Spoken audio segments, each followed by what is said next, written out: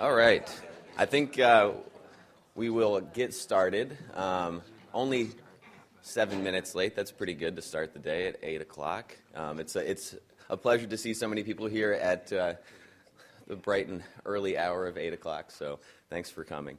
I first just want to say a big thank you to all of the panelists and all of our presenters who have made the trip to come here. This symposium has been a long time coming, and it's a great honor to have you all here, and we're thrilled, so thanks.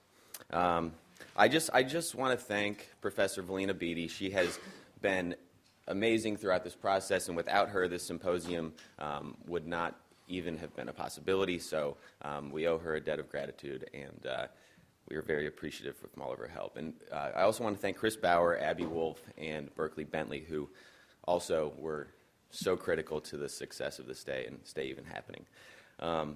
So let me tell you a brief story to start things off, a personal anecdote about how this symposium came to be and why it was something of great interest to me. Not that it shouldn't be to everybody anyways, but like many things, it was born from a personal experience.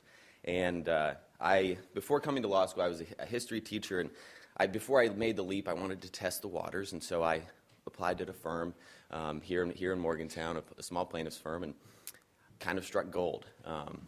I worked as a paralegal. We were working on the Sago mine disaster case, a compelling case in its own right.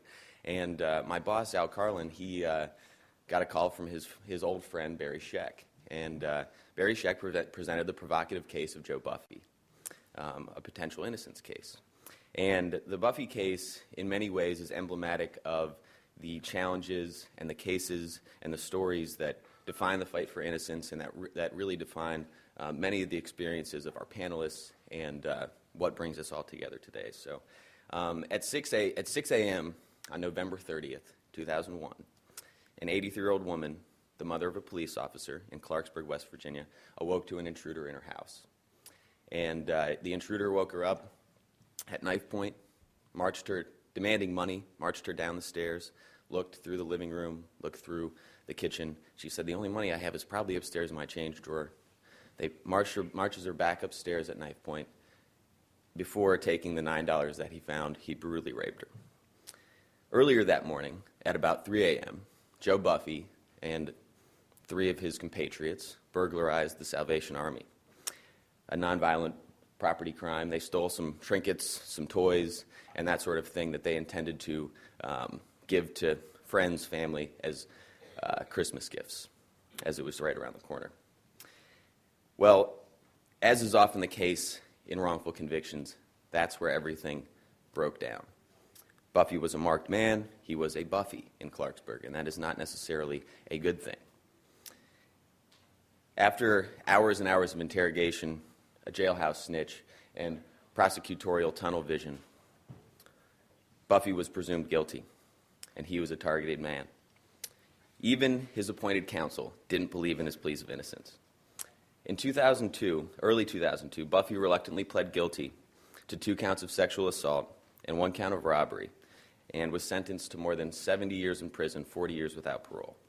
And he did so only after his counsel made the remarkable predication that if he did plead guilty to the rape, they would drop a series of nonviolent property crimes, and the court would take it easy on him. Well, that clearly wasn't the case. Meanwhile, as this plea deal was on the table, it was an exploding plea deal, and meanwhile, the West Virginia State Forensics Lab had a DNA report that was issued 6 weeks prior, and it excluded Joe Buffy as the assailant. Despite the request of his counsel, that was never turned over. And even the DNA analyst said, and I quote, "It did not in any way match what he was being told about the single perpetrator crime that was allegedly committed by Buffy." Yet, Buffy took the exploding plea deal at the behest of his counsel, and without the most important piece of information, that the DNA evidence excluded him. In a criminal justice system where 97+% of criminal convictions are the result of plea deals, if Brady doesn't apply at the plea bargaining stage, there is no Brady. And for non-lawyers in the crowd, Brady is the doctrine that says that prosecutors have a duty to disclose exculpatory evidence to the defendants, but that didn't apply in West Virginia at the plea bargaining stage. It only applied at the trial stage. Fortunately, the West Virginia Supreme Court agreed, and the case was overturned on the fact that the prosecution did not disclose this DNA evidence. And now in West Virginia, we're proud to say that Brady does apply at the plea bargaining stage. And hopefully that will be something that continues across the United States and in federal courts. But this raises many of the questions. I guess I should tell you where Joe Buffy is today. Joe Buffy, 14 years after this happened, is now on home confinement. He has been able to withdraw his pleas, and he is awaiting the decision of the prosecution as to whether they're going to charge him with any of the crimes that he was originally charged with. And I should also say that once the DNA evidence was once in the habeas case and the DNA evidence was retested, they were able to get a full genotype, run it through the CODIS system, and find the actual perpetrator who has now been convicted of the rape and the assault and the robbery. So this raises many of the questions that our panelists will certainly explore today of overzealous prosecution, the use of forensic science in criminal prosecutions, the credibility of police interrogations, and the efficacy of counsel. So ultimately, the hope, of course, of this symposium and those like it, and of much of the work that our panelists do, is to take a step in the right direction for the criminal justice system. And hopefully the work that the people here do, it certainly has, and hopefully it will continue to enact positive change. So that's the story of the Flawed Forensic and Innocence Symposium, and I'm thrilled that it's finally here, and thank you all for coming. And without further ado, I will have Felina introduce our first panel.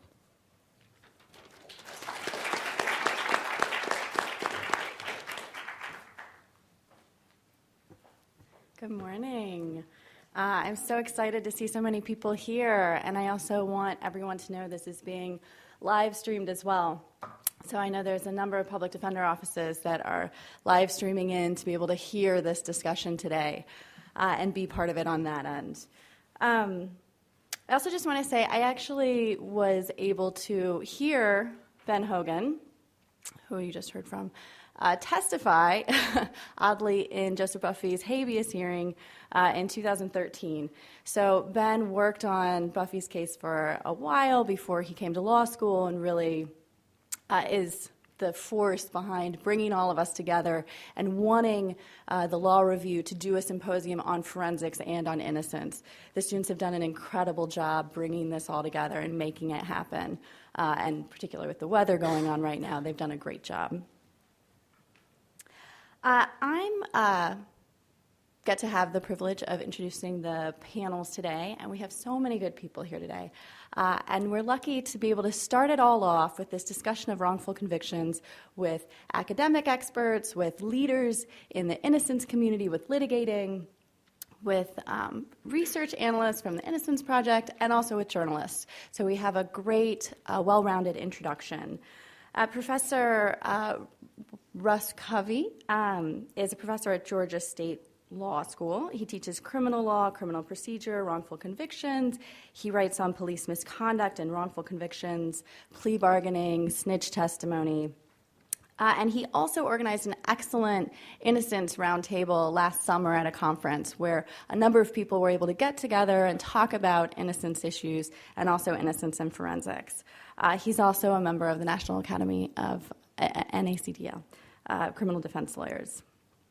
We also have next to him Professor Mark Godsey, who's a professor at the University of Cincinnati College of Law. He's also the founder of the Ohio Innocence Project. The Ohio Innocence Project has exonerated 23 individuals. He was previously a federal prosecutor in the Southern District of New York before he came to the innocence work that he's really devoted his career to. He focuses now on cultivating the international innocence movement and network. He runs the Wrongful Conviction blog, which is a great site if you want to know up-to-date information, both national and international. And he has a new book forthcoming on psychological findings in innocence work. It's called Deconstructing Wrongful Convictions: How Cracks in the Human Psyche Cause Tragic Injustices. And next to him, we have Vanessa Materko. She's a researcher for the Innocence Project in New York. She's been at that position for a number of years now. She has a master's in forensic psychology, where she wrote her thesis on wrongful convictions. She's presenting today on data findings from the Innocence Project. And finally, at the far end, I should have introduced her first, is Liliana Segura, who's a journalist for The Intercept. She was previously an editor at The Nation. I believe she first became interested in innocence work in Chicago with someone who was wrongfully convicted, and I believe also with Governor Ryan's moratorium on the death penalty in Illinois in 2000, and then Governor Ryan commuted the sentences of everyone on death row to be life sentences. So I believe she was involved with covering that as well. But she has an extensive background on covering prisons, criminal justice reform, and we're particularly, I say, fortunate to have her voice on this panel today at this interesting moment where we're having so much publicity and coverage of wrongful convictions with Serial, with Making a Murderer, and how is journalism reigniting a number of these cases when the criminal justice system simply can't do anymore. So thank you, everyone, for this great introductory panel today.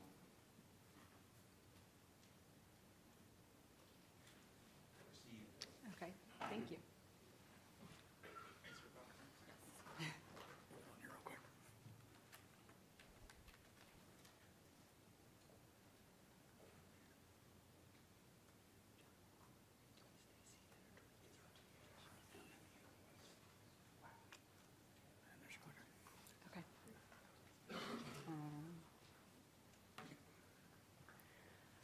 Okay, hi, good morning.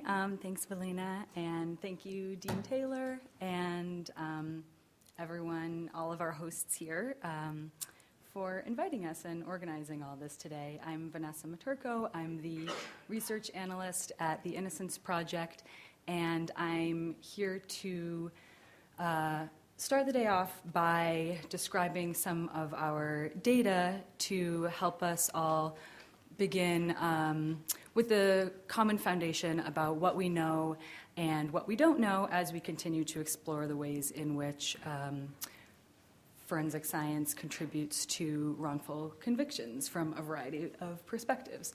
So I'll begin by first telling you a little bit about our data sources briefly. Okay. So the Innocence Project keeps a database of case facts from DNA exoneration cases nationwide, and the information is gathered from a variety of sources, including post-conviction attorneys, others in the innocence movement, reliable media, and from the Innocence Record, which is a joint effort of the Innocence Project and of the law firm Winston & Strawn. It's an online repository of DNA case facts and underlying documents. And so it has case summaries, things like trial transcripts and police and lab reports, post-conviction pleadings. And it's searchable by names and jurisdictions and keywords, and it's open access to researchers and others with specific questions. So if anyone here is interested in that, I'm happy to give you more information about how to apply for access. But in the interest of time, I'm going to just move forward to what we've learned from these data. So for the purposes of Innocence Project research, the definition of the misapplication of forensic science is an instance in which we know that forensic evidence was used to associate, identify, or implicate someone who was later conclusively proven innocent with post-conviction DNA testing thereby demonstrating that the original forensic evidence was incorrect. To date, 156 people meet this definition, and that is nearly half of all the 337 DNA exonerations nationwide. Breaking this down by discipline, you'll see that the blue bar representing serology and the red bar representing hair microscopy are the two disciplines that are found most often in these cases. And you'll also note that the numbers sum to greater than the 156 that I mentioned, because some of the cases involved misapplication of forensic science in a number of different disciplines. So although serology and DNA, also represented by the purple bar, are in fact based on solid theory and research, they can be misapplied and have been by error, negligence, and misconduct. And the other disciplines are even more prone to misapplication because they lack agreed upon standards for identification and comparison. So you'll see that there are 9 cases that have flawed bite mark evidence involved. As I said, 9 cases that also have flawed DNA evidence involved, and those were cases in which samples were switched, or the analyst said that there wasn't enough biology to be tested when in fact there was, even using the technology at the time. There are 6 cases that involve dog scent analysis, 3 cases with fingerprints, and 10 with other types of disciplines that are less common, like shoe print analysis and fiber analysis. One example of a case that has these other types of disciplines is Stephen Barnes's case. This was a rape and murder in upstate New York, where a number of witnesses said that they had seen Stephen's distinctive truck on the road where the victim was last seen around the time that she was last seen. And so those eyewitnesses made him into a suspect, and then the forensic science confirmed his guilt, but erroneously, obviously.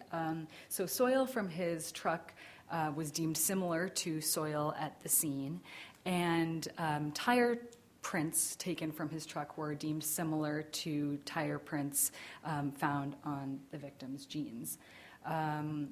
Obviously, he was ultimately exonerated with DNA evidence, but not until after serving 20 years in prison.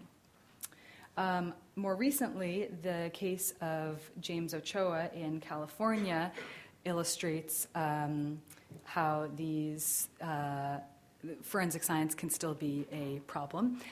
So this was a case in which there was a carjacking, and the victims described the carjacker, and the police thought it sounded like James Ochoa, who they had seen earlier in the day. They called in a bloodhound who sniffed a swab from a hat that was found in the recovered car, and followed that to James Ochoa's front door. There are plenty of other examples. For the sake of time, I'll skip ahead, but I should mention before moving on that there are actually also plenty of examples of proper forensics in these cases as well. So, for instance, there is in Chris Ochoa's case, no relation to James, he was initially included properly with DNA, an early form of DNA testing in 1989, along with 16% of the population. And then later, as the technology improved, he was ultimately exonerated by being excluded. I'll skip that. So, thanks to a rigorous assessment of the state of forensic science in 2009 by the National Academy of Sciences, and subsequent work by CSAFE and AAAS and PCAST, the National Commission, and the OSACs, we've made tremendous progress in research and policy changes around forensic science, but there's still more to be done. So as you can see here, this red line represents the number of DNA exonerations involving flawed forensics over time. And so a superficial look at this might suggest that forensics are not a problem in these cases anymore, as you see it going down. But looking at it more closely, that doesn't actually appear to be the case. So first of all, this mirrors the trend for DNA exonerations in general. And so you'll see that we are having fewer exonerations towards the tail end of this. And I think that that may partially be due to the process of exonerations.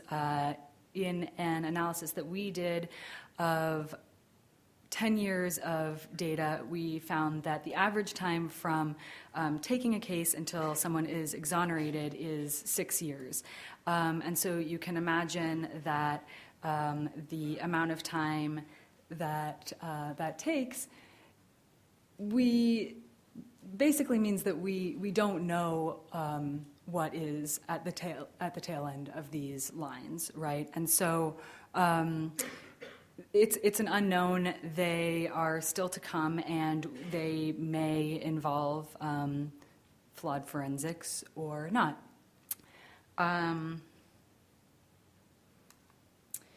So I expect that there will be more DNA exonerations, and some of them may involve flawed forensic evidence. But DNA exonerations are just the jumping off point, right? So they have taught us that forensic science can be flawed.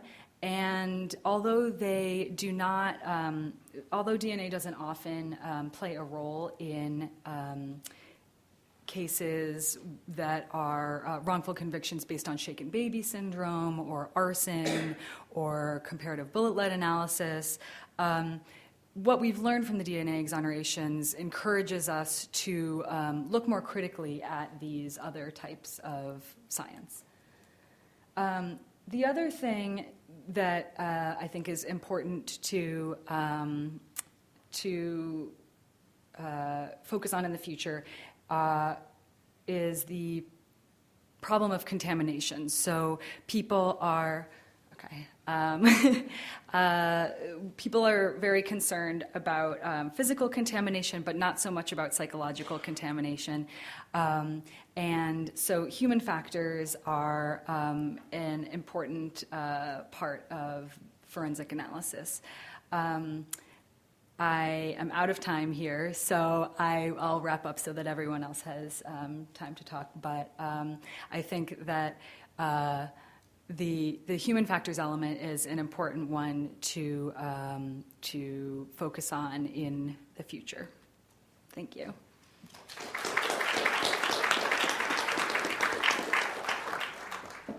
Thank you very much, Ms. Paterko. And thank you for your cooperation on the time. My job is to keep the trains running. Being West Virginia, I am armed, so it's a good thing. So we'll hear from Professor Ghazi next. Hi, I'm Mark Godsey. As Velina said, I'm with the Ohio Innocence Project. Thank you, Velina, for inviting me in the West Virginia Law Review, and thanks everyone for being here today. So I'm going to talk about some of the psychology that has come out of the innocence movement. And as it was mentioned at the beginning, I'm writing a book about this now, so it's very difficult to take a 100,000-word book and sort of distill it down to 10 minutes, but I'll do my best. In a nutshell, what we've learned through the innocence movement, one of the things is that human beings are simply not as good as ferreting out the truth, as coming back later and trying to determine what happened. We're not as good at that as we give ourselves credit for, and there's many different psychological barriers that sometimes prevent us from being as objective and fair in our attempts to reconstruct the past. And I'm going to talk about those. One of them is lie detection. Our system is based on the belief that human beings can listen and watch another person tell a story and tell whether they're telling the truth or not. Detectives believe this. Jurors are told during jury instructions that that's your job, that you have that ability from your everyday common sense experience to tell when people are telling the truth or not.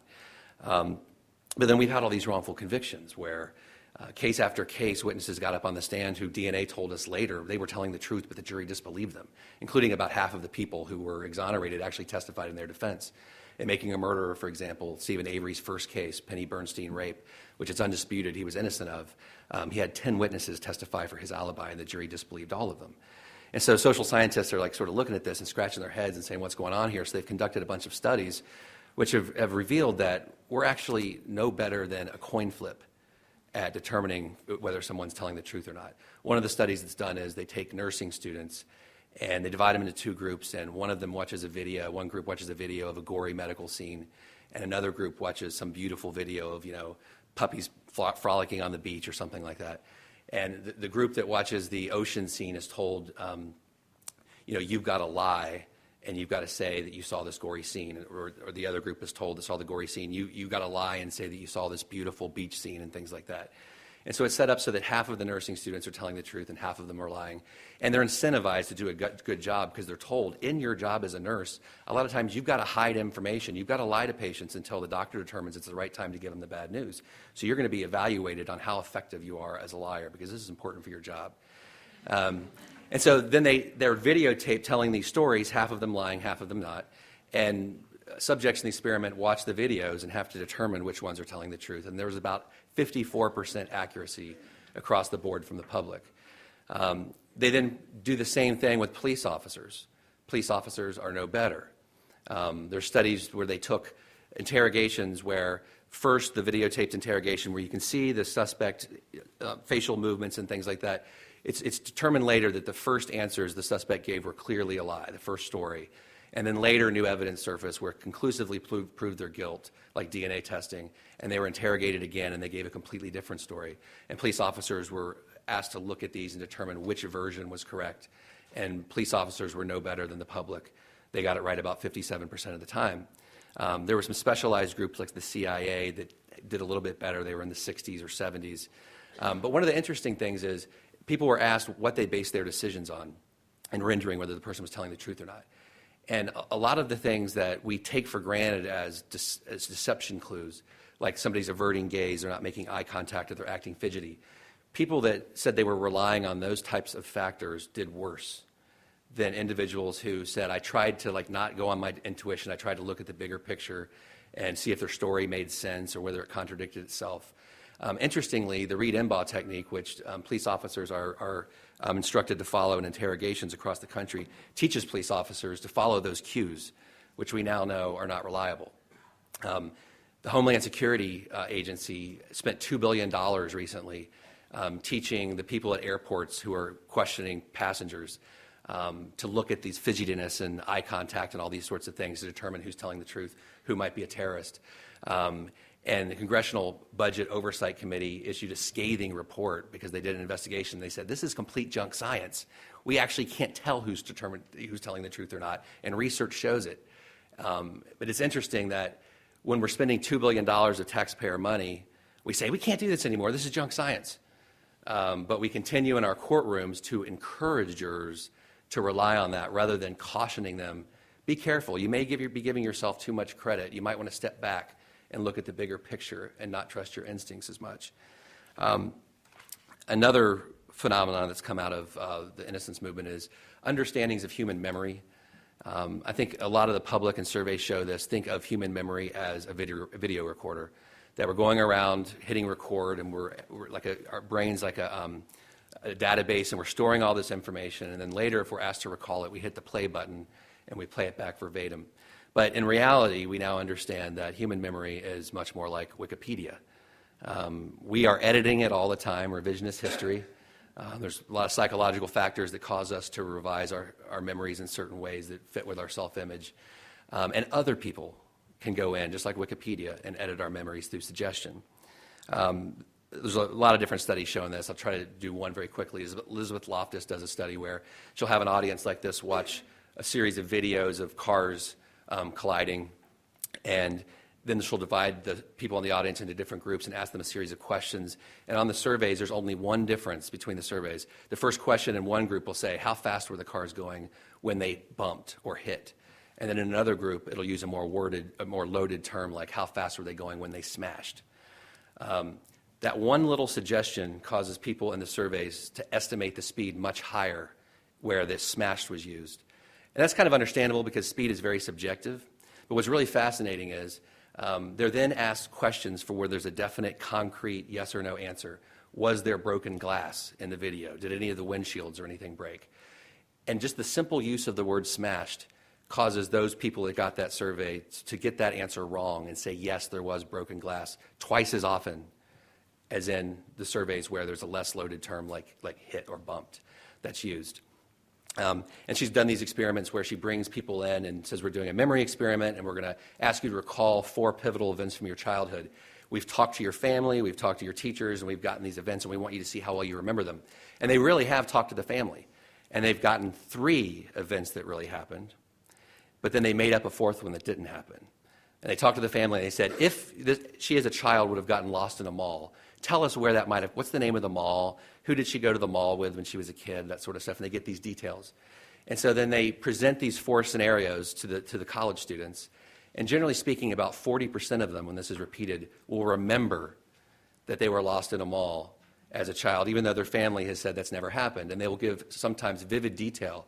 I remember the lady who rescued me, and she was wearing this, and I was crying, and they announced for my parents over the loudspeaker. And the more they come back and are asked to repeat the story, the more confident in the story they get. And in many instances, when they're later told this was just an experiment, that didn't really happen, they're so confused that they call their parents, and they start arguing with them. Don't you remember when I got lost in the mall and this, that, and the other?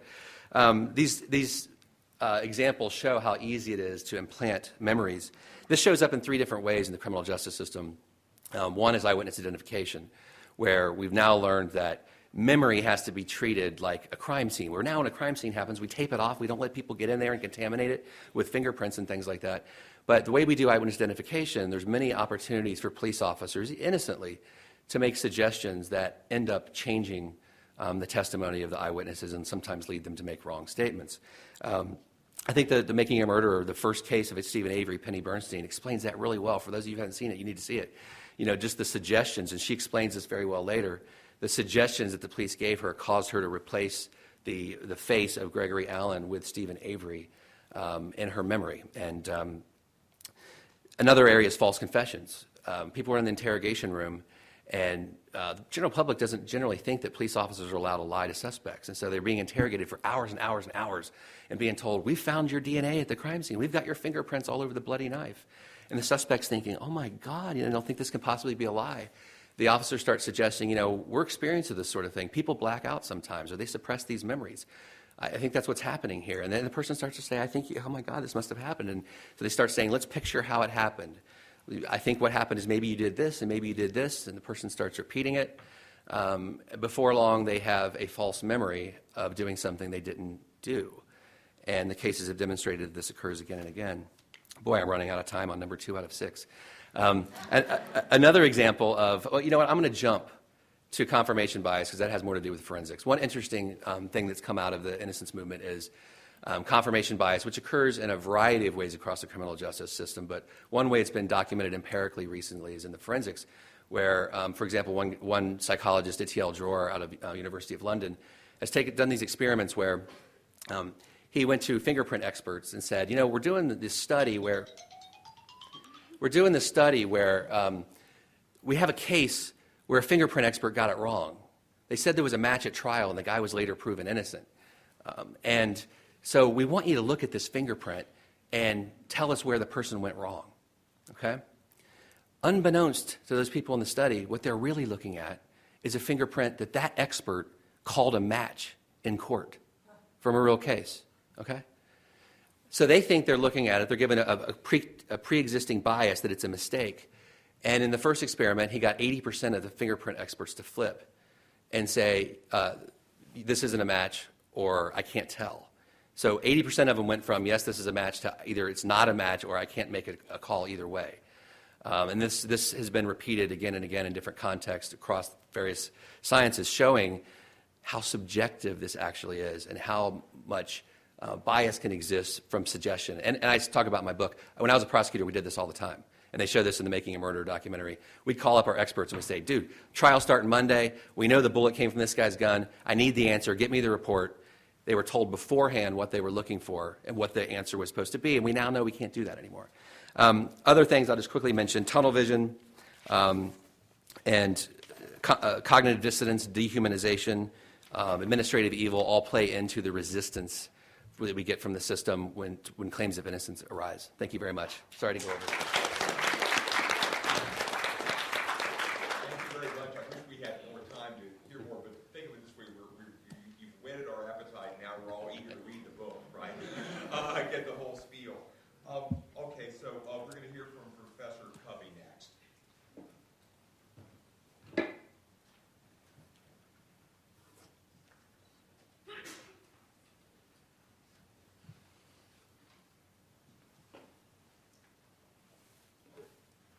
See if this works. Good morning. I'm Russ Covey. I'm from Georgia State University College of Law, and I'd like to thank Liliana and the Law Review editors and the dean for inviting me to participate in this really exciting event.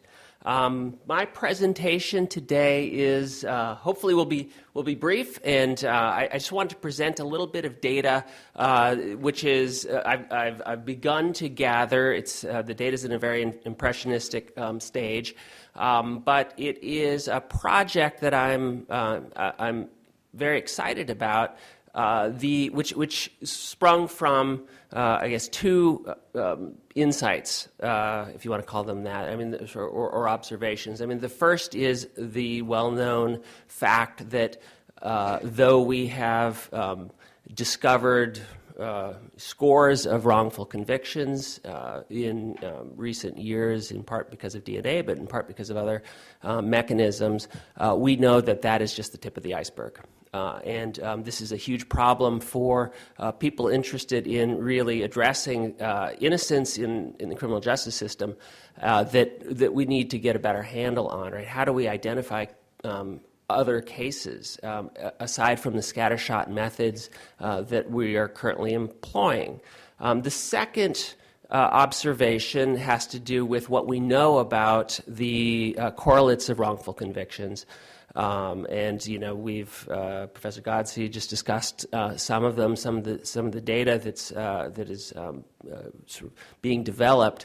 But sort of the canon of causes of wrongful convictions, witness misidentifications, false confessions, jailhouse informants, and the like is well known. But there's a sort of a bigger issue which has to do with causation. Right? We know that these are correlates, but it's hard for us to say what caused the wrongful conviction to occur.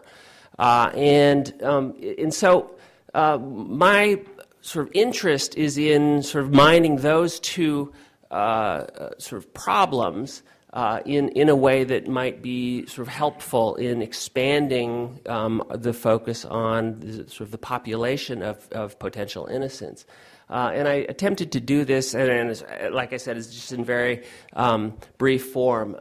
But I've been doing a fair amount of research on jailhouse informant cases. And the more that I look at these jailhouse informant cases, the more uncomfortable I am with the criminal justice system that allows this evidence into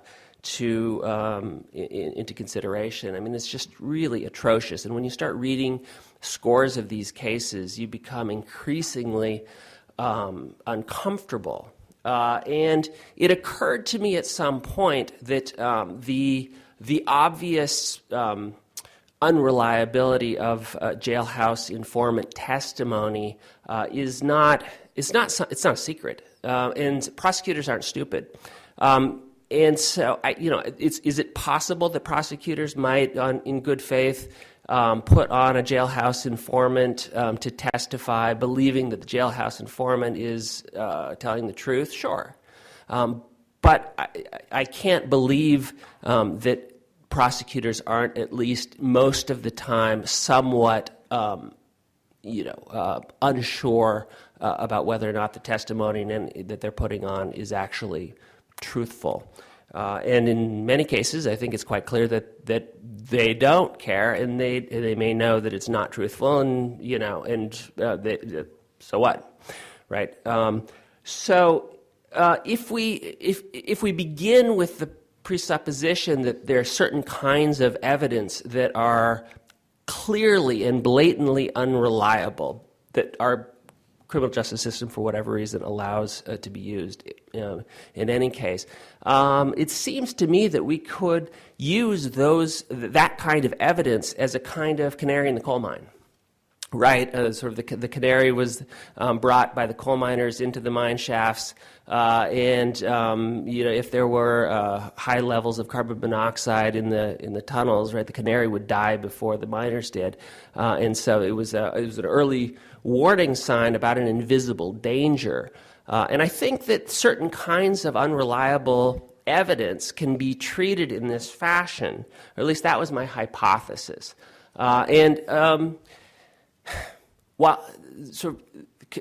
when we're thinking about causation of wrongful convictions, it's undoubtedly true that there are many pathways to a wrongful conviction, and sometimes the pathways are sort of unrelated to sort of purposeful misconduct or wrongdoing, but in a lot of cases, there's clear evidence of misconduct.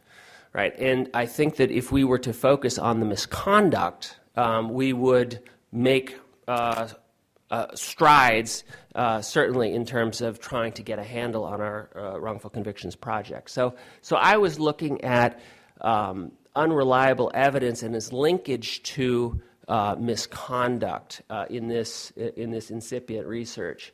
Right, and I just wanted to share with you a little bit about what I've found so far. So first, I spent some time on the National Registry of Exonerations database, which is a fantastic resource that the University of Michigan has taken the lead in putting together, and Sam Gross is great. It's super interesting, there are a lot of different interpretations of the data that I'm about to show you, so I'm just throwing this up. This is very impressionistic, but I still think it's helpful, right? So if you look at the number of cases in which jailhouse informants testified or appeared in these exoneration cases, right, and you look at the percentage of cases in which some form of official misconduct was found by the folks at Michigan to have occurred in coding these cases, right? The jailhouse informants cases are at the very top, right? 69% of the jailhouse informant cases involved official misconduct of some sort.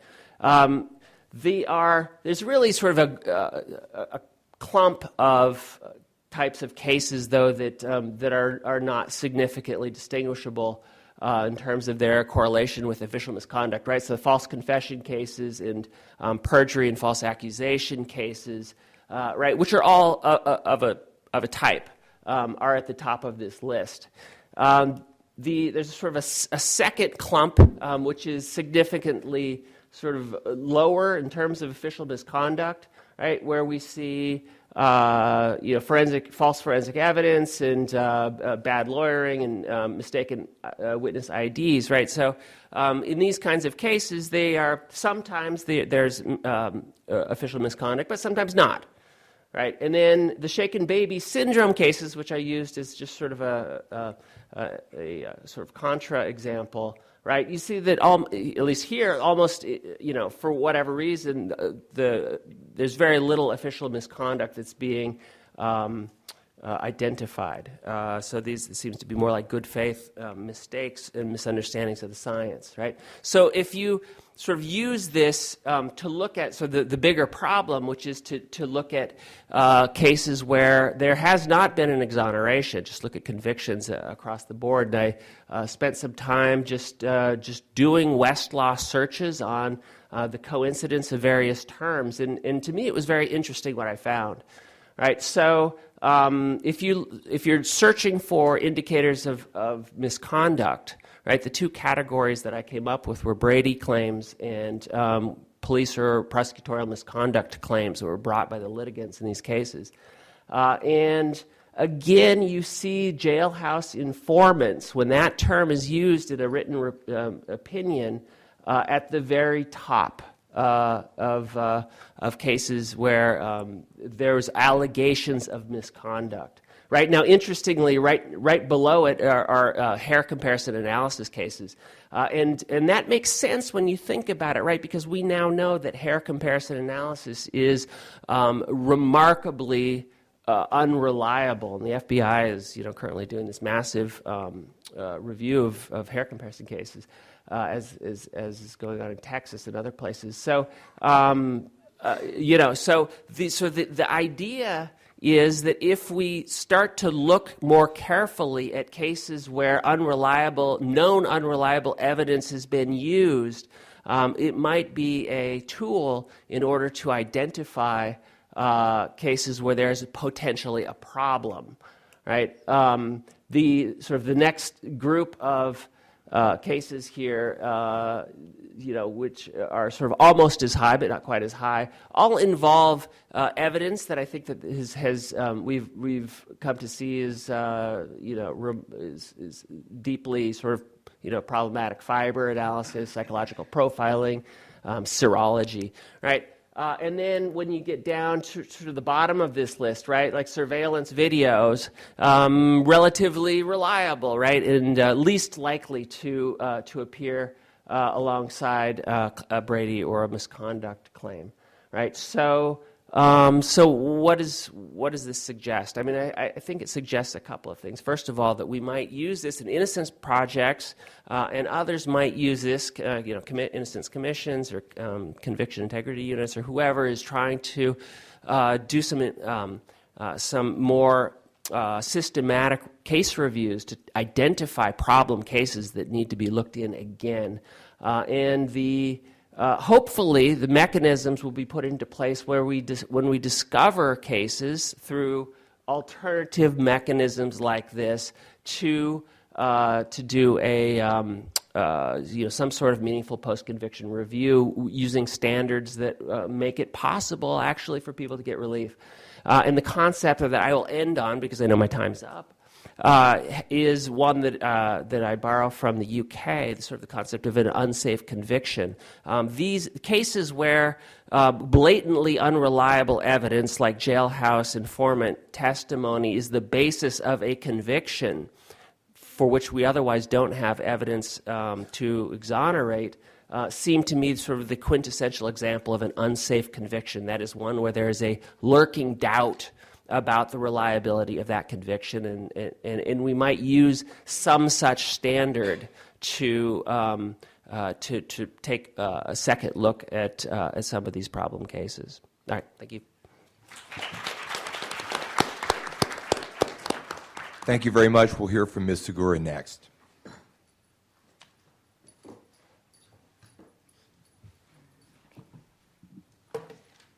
Thanks. I'm actually not going to use the screen. I'm going to try to be relatively brief, since I would love to have time to discuss some of this. As a journalist, it's always interesting for me to be in these environments. I didn't go to law school. I don't have this background, and it's always a bit daunting. And, I was just with my colleague Jordan Smith in Vegas at the American Academy of Forensic Science conference, which was a first for me. And there was a moment where I was being introduced to a forensic odontologist there, and the person who was introducing me said, Liliana's a journalist. And the guy looks at my name tag and is like, oh, that's not good. So that kind of reaction is sort of what I'm accustomed to when it comes to sort of some of these spaces where, you're talking shop, you're talking about things that, taken out of context can have severe consequences. And I try to be very conscious of that. So I want to thank you for being so welcoming. I think, as was mentioned before, we are in this kind of really interesting moment in terms of journalism. I think in large part because of the innocence movement and the way that it's made use of some of these wrongful conviction narratives.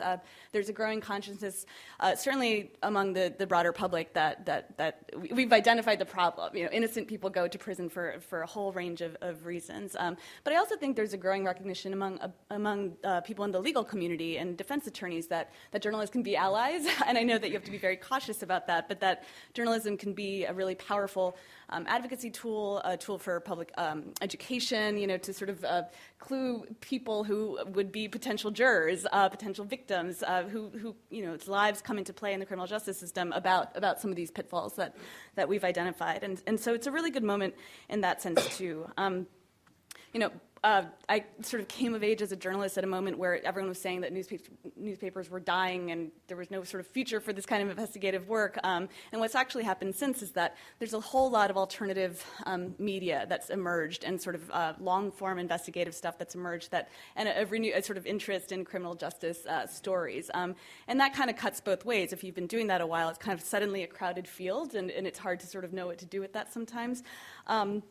But it's also, produced projects like the Marshall Project and just a whole incredible array of really good projects out there. But what this has done for me, anyway, it poses two challenges. The first is, how on earth do we sort of tell these stories in a new way? I was reading a story last year about a shaken baby case in which the piece, it doesn't lead with this line, but it sort of stuck out, and it's the one I remember most. She says at some point, everyone loves a good wrongful conviction tale.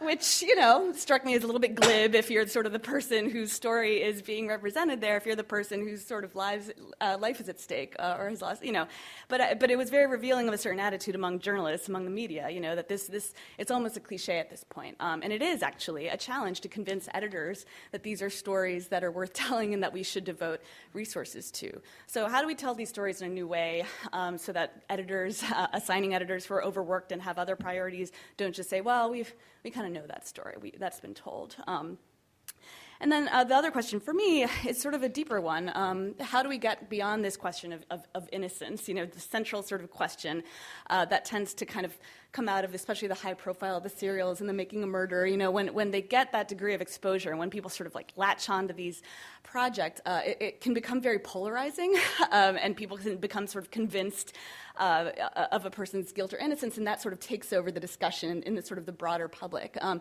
so for all the good that those projects can do, sometimes there's a sort of backlash and then a backlash to the backlash, and this idea that it's like you're on one side or the other side, and what gets lost is what those incredibly valuable projects show and demonstrate about the system and the pitfalls within the system at large, which is, I think, what we need to sort of always be mindful of as journalists covering this stuff. So in thinking about that, I've actually sort of tried to move away myself from covering sort of wrongful convictions as, here's a person, this thing happened. Is he or is he not innocent? If he's facing execution, is trying to move away from innocence as the central question to sort of show other aspects of wrongful convictions. What happens after a person's exonerated? All these kinds of stories. And yet, what I find is even if I'm covering something that has nothing to do, seemingly nothing to do with innocence sort of just rears its head all the time in cases that I'm covering. And the best example I can think of from the past year is when I was covering the lethal injection case before the Supreme Court. Last January, there were oral arguments in Glossip versus Gross, and I was there at the court. I've covered lethal injection for a long time. This is an area that I'm kind of very interested in as it's evolved, and so I had written about the the protocol that was in question involving this new drug, midazolam, how experimental it was. I was there at oral arguments, and there's all this discussion about this protocol. And glossip is just this name that we know to be synonymous with this fight, right?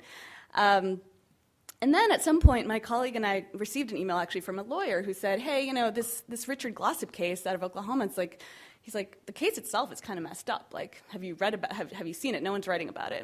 And I hadn't really. And actually published reports about Glossip versus Gross had sort of said, there's no, innocence isn't a question in these cases. Like, that's not what's at stake here. What's at stake is this kind of protocol question, the constitutionality about it. But in fact, Richard Glossip did claim his innocence, and he had maintained his innocence since 1997 when he was arrested in what the state called a murder for hire, and accused of sort of masterminding the killing of his then boss at a motel in Oklahoma City. The person who committed the crime was a 19-year-old kid named Justin Sneed. He admitted, confessed to police that he had done it. And then in sort of a series of interrogations that definitely involved some of the techniques that have been discussed here, the cops said, well, we know that, you didn't act alone. And we know, Richard Glossip, he was his supervisor. Your supervisor is trying to pin this all on you, but, we know, it seems like you didn't act alone. Very suggestive line of questioning, clearly very problematic. By the end of it, Justin Sneed says, yeah, it's true. He kind of put me up to it. Justin Sneed gets a life sentence. For a crime, for a very grisly crime. I mean, he killed this guy with a baseball bat. And Richard Glossip ends up on death row, almost entirely on the testimony of Justin Sneed, the unreliable jailhouse snitch. So, as I sort of read through the facts, I was kind of amazed that this case had gotten such national attention at the national level, but only for this one sort of question that it had nothing to do with the original facts of the case. And in part, that was a failure of the local press. I came to discover that the local press was just very unskeptical of this case, despite Oklahoma being a state where there have been 10 death row exonerations, 4 of them, I think, involving jailhouse snitches.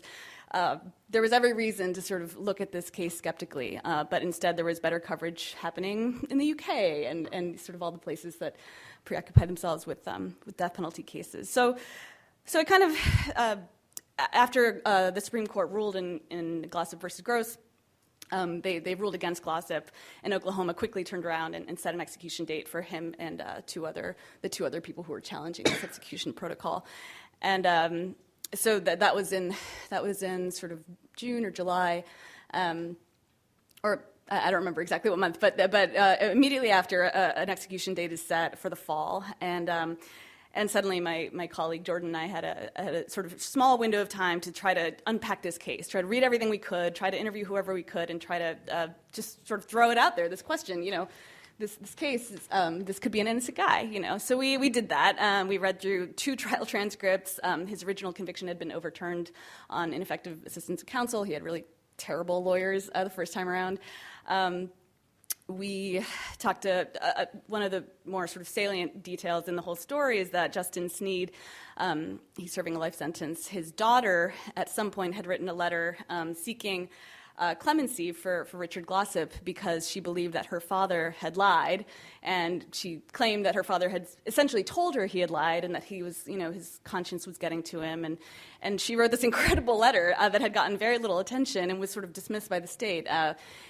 It's not the same as Mr. Sneed himself saying, I lied, but it was very compelling, and certainly for us as journalists, it was very compelling. So we included that. We tried to talk to her. We tried to talk to whoever we could. At the end of the day, we did a pretty thorough but limited investigation of his case, and that was published in July. And it was kind of amazing, the response to it, actually. I didn't expect it. I think because there was this name recognition of Glossip that was synonymous with the fight over lethal injection, throwing out Glossip as suddenly synonymous with potential innocence was completely unexpected. And certainly in the sort of media world, people sort of took it and ran with it very quickly, not building upon the reporting necessarily, but it piqued people's interest. And so my colleague and I ended up doing sort of 9 stories, subsequent stories, and each of which sort of revealed a different aspect of what was wrong with this case, and it covers all the ground that we're going to cover today. certainly the the jailhouse snitch problem was at the center, and it was very disturbing to people. And then I should also say the state did us the favor, I guess, from a narrative standpoint, of keeping the story alive by acting in ways that were absolutely incomprehensible to me. I mean, par for the course in terms of the state refusing to admit that they'd made a mistake, but they, as new sort of witnesses came forward, themselves jailhouse witnesses who had since who said, "Hey, I was in prison with Justin Sneed, and he told me." You know, it was sort of an open secret around, you know, in the prison that he was actually the one responsible for this crime. I mean, those kinds of witnesses came forward, and suddenly, you know, there would be an unflattering newspaper article about them with their mugshot, you know, in the public sphere. One guy, I'll wrap up.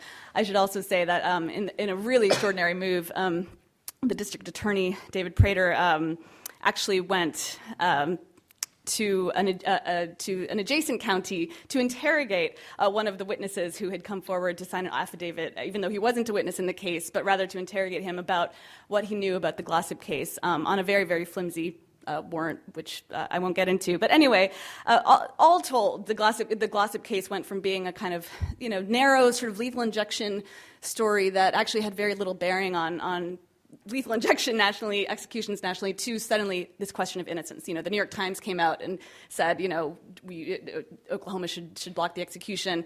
And it was this very rare moment where we were able to sort of shift the narrative around this stuff. But those cases don't happen very often, and those opportunities, you know, they're golden when we have them. But it's very helpful that this lawyer happened to come to us and say, hey, look into this case, because you know, and that's where you guys can be so valuable to us as journalists.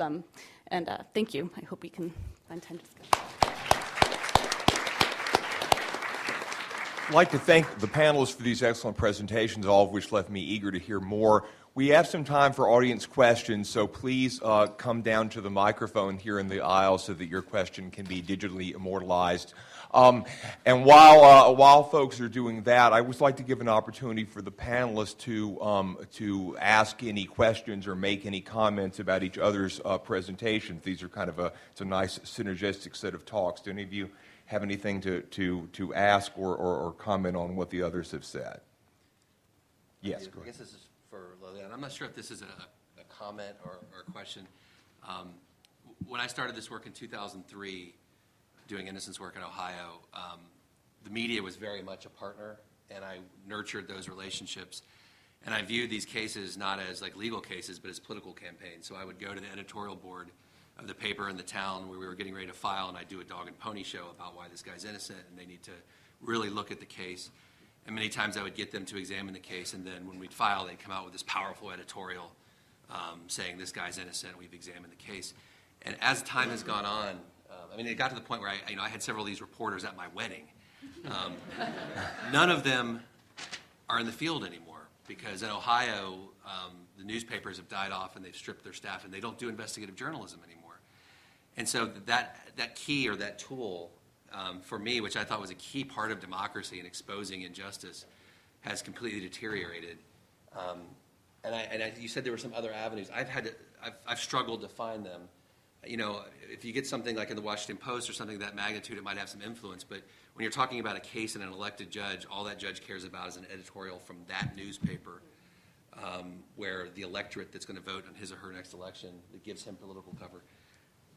What do we do? I mean, Yeah, I mean, well, that's what I think those of us in sort of national alternative media have been the beneficiaries in part of what you're describing, which is that actually at the same time that the local papers just do not devote the resources they should and can, and and that's just kind of a broader problem in journalism. So I don't actually have a solution for that, but I do encounter, when talking to lawyers, all they want is local coverage, and I find it appalling that there isn't that kind of local coverage.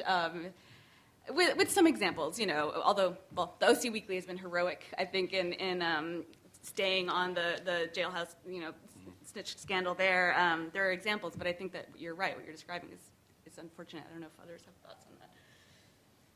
I think the media, the recent media coverage of these high-profile, or what have become high-profile, wrongful conviction cases has been fantastic and really illuminating, even for I think those of us who study this stuff all the time.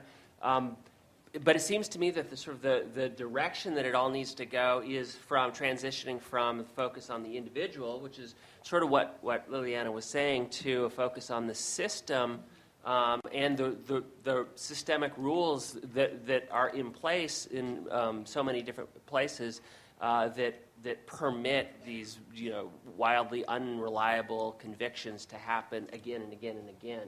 Right, and so I think that's the challenge for the media about how to tell that story and make it interesting. And just one more comment, just on the related, is that when the local paper is covering a big case, I cannot get them to focus on the forensics.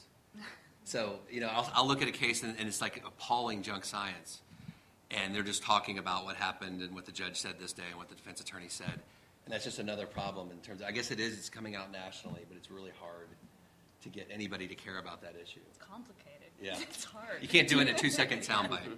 Do you think that is because people are just uncomfortable with science as non-scientists? Like it's hard for lay people to relate to it? Or what's your impression of why they're opposed to it? I think they don't have enough space, so I try to educate the journalists, like, look at the National Academy of Sciences. This is an interesting story you can do, because what's happening in this case that's going on right now was been discredited in 2009, and look at how the prosecutor's talking about it in court. This is totally dishonest. I think that would be an interesting story, but I can never get them to buy it. I don't know. I guess maybe because it would take too much time to explain it all, too much space, too many words. Okay, excellent. I think we have a question here. Yeah, thanks for all of that. It's such a great start to the conversation for today. So I wanted to ask about your thoughts on how the legal system limits our imagination in terms of understanding the causes, right, or understanding the systemic challenge. And in part, it goes to it picks up, I think, on pieces that all of you raised, right? As Liliana described, by the time the Glossip case was being litigated prominently, right, the only issue to be raised at that point for Glossip was the legality of the instruments for his execution. But time was up, right, to talk about innocence. But even if he had the ability to talk about innocence, he would have had to frame his claim in certain ways, right, which may or may not, and frankly probably would not have pointed up a number of the factors that Liliana found so compelling, right, whether or not a particular witness just lied, right? In the post-conviction context, matters very little. You've got to find something that Russell's looking for, with some suggestion that someone made the witness lie, but maybe you can't find that, right? So maybe then the story becomes about the terrible lawyers, but maybe the terrible lawyers aren't really the cause. Maybe the cause is just the lying witness. We talk about the problem of informants, right? And is the problem with informants that people coerce them or change their stories? The problem with informants, plea bargaining, right? And the sort of systemic pressures that the favorable plea creates on credibility. But we don't have a way of talking about that in the context of sort of litigating the causes of wrongful convictions. So I just wondered if you could talk a little bit about those limits and about how, what are the mechanisms that we can move beyond them? Are there mechanisms within the criminal justice system? Is it more about the value of journalism? What do you think? Go ahead, start, Russell. Okay, so great question. Sort of my brief response is that there certainly there's a role for the media, but Liliana or others talk about that. Our system could do a better job in two places. Pretrial and post-conviction. We really need to provide more robust opportunities in both of those places, right? But during pretrial hearings, some meaningful reliability testing of the evidence, some foundation for the scientific or forensic or evidentiary testimony should be established. We just shouldn't leave it to the jury to make decisions based on their gut instinct, because juries can't do it. And then post-conviction, We shut down the review process for all, intensive purposes after the conviction's over. I mean, it's so hard to get any facts relitigated. You see, in the informant cases, there's an avalanche of these informants that recant not long after the conviction, and those recantations are completely ignored 9 out of 10 times, if not 99 out of 100 times. And that's true for other witnesses too. And it's just so hard to get any kind of justice unless you have some sort of concerted campaign like these guys are talking about. So we need to fix those parts of the system, I think, to provide litigation opportunities. Hi, I'm Mark Pruitt. I'm one of our student attorneys here at the West Virginia Innocence Project. First, I want to thank you all for coming out here today. We really do appreciate it.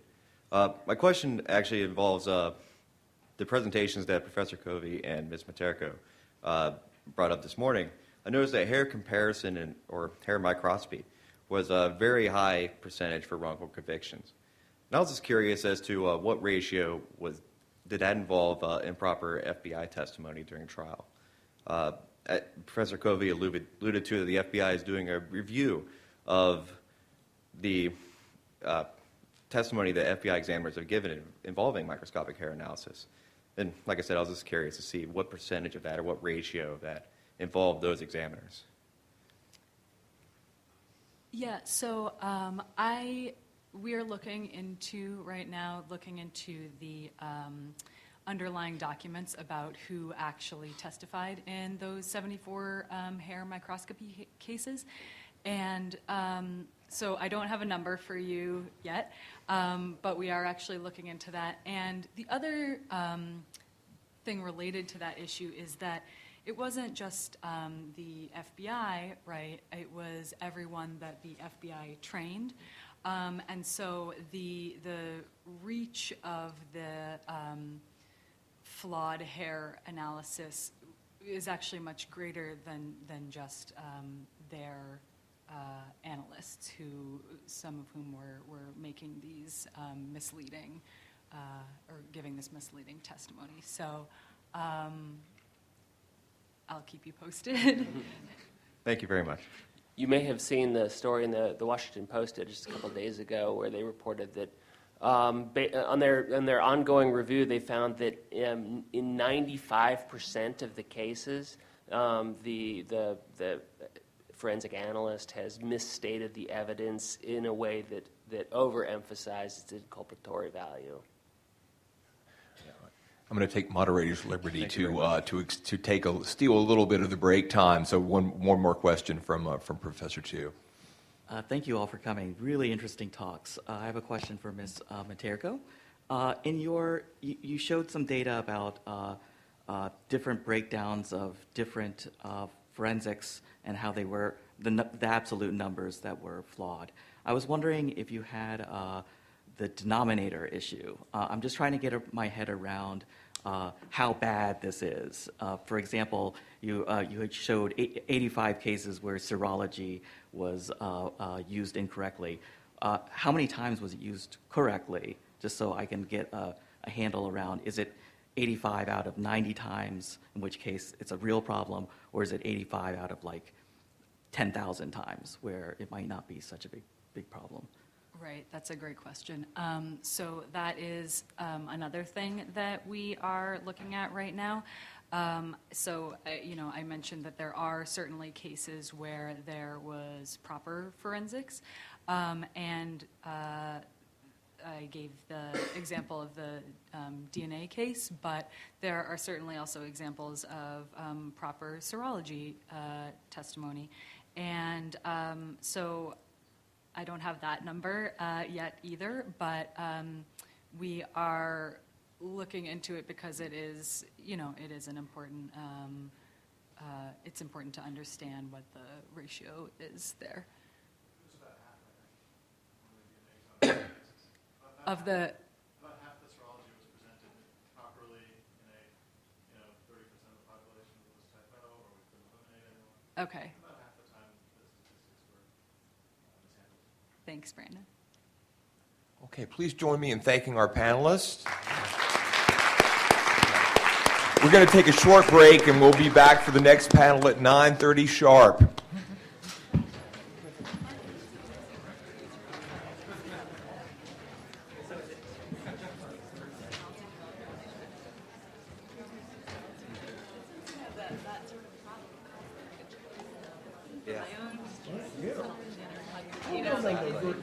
We had to do it in the Innocence Project. I had to talk to my students.